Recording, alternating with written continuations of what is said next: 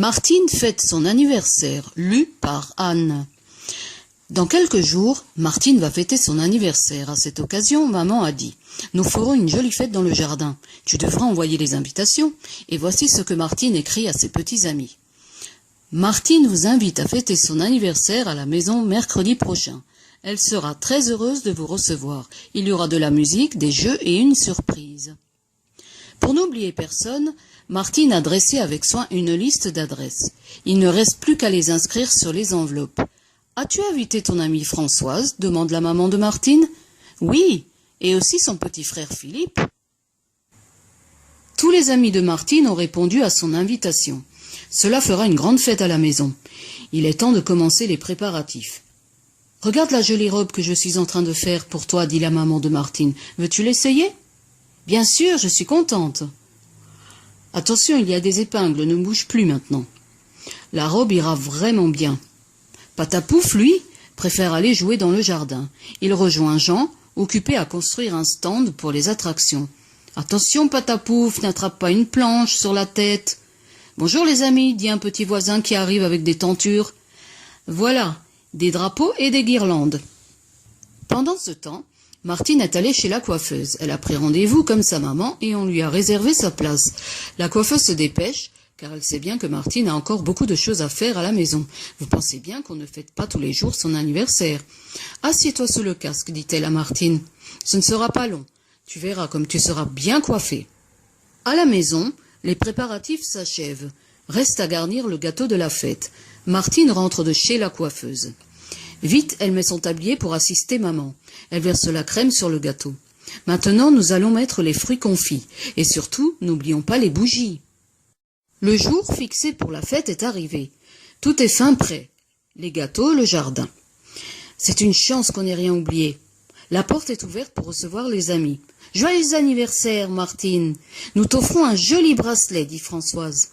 Et voici une boîte à ouvrage et un stylo. » Martine est très heureuse et remercie ses petits amis. On s'embrasse. Tout le monde est content. Allons voir qui a sonné. C'est le fleuriste. Il apporte un bouquet de roses pour Martine. Qui a fait envoyer ces jolies fleurs? Nous allons le savoir. Il y a une carte de visite dans le bouquet. Sur la carte, il est écrit « Heureux anniversaire à Martine, avec les bons baisers de ta marraine et de ton parrain. » Dans le jardin, la fête commence pour de bon. Savez-vous jouer à Colin-Maillard? On noue un mouchoir devant les yeux de Martine. Elle doit attraper ses amis. « Attention, attention, c'est Jean qui est pris. » Il met le mouchoir à son tour. Tout le monde s'enfuit. Voici le stand des attractions. Qui sait abattre d'un seul coup la pyramide de boîtes de conserve? Et pêcher la bouteille avec un anneau? Moi, dit un petit garçon. Regardez, j'ai gagné un polichinelle en peluche et ma sœur une souris mécanique. Pour fêter l'anniversaire de sa maîtresse, Patapouf a préparé un numéro savant. Pendant 8 jours, il a fait des exercices. Voyez ce qu'il sait faire maintenant. Il se tient sur ses pattes de derrière pendant que Martine compte jusqu'à 12. Ou bien il danse à la corde et saute après la balle. C'est un chien extraordinaire, on l'applaudit bien fort. Pendant que Patapouf terminait son numéro, Martine est allée chercher son tablier blanc. C'est elle qui va servir des rafraîchissements. Voici de l'orangeade. Moi, je préfère la grenadine. Jean a mis son costume de pâtissier. Qui veut des petits fours et des pommes au sirop? Décidément, Martine et sa maman ont pensé à tout pour que la réception soit réussie. Qui n'a pas son mirliton? Par ici, les jolis drapeaux. Celui-là me va très bien.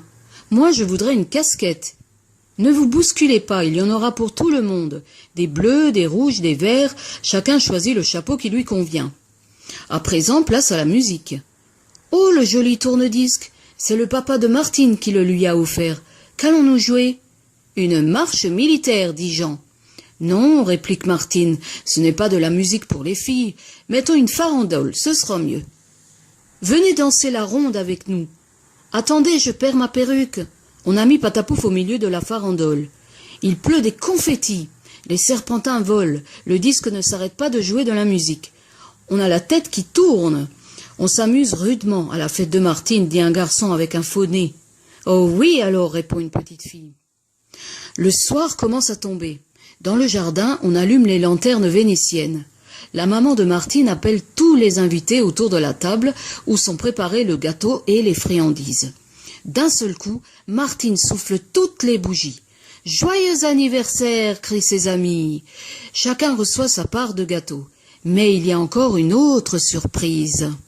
Celle que le papa de Martine a préparée dans le plus grand secret. C'est un feu d'artifice miniature avec des feux de Bengale et des soleils qui tournent à toute vitesse en crachant des étincelles. Des pétards claquent par-ci. Une fusée siffle par-là. Patapouf n'est pas très rassuré. Heureusement que Martine l'a pris dans ses bras. Les enfants, eux, sont ravis. Ainsi s'achève une agréable soirée. Il est l'heure de rentrer à la maison. Dépêchons-nous, sinon la prochaine fois, les petits amis ne pourront plus venir fêter l'anniversaire de Martine.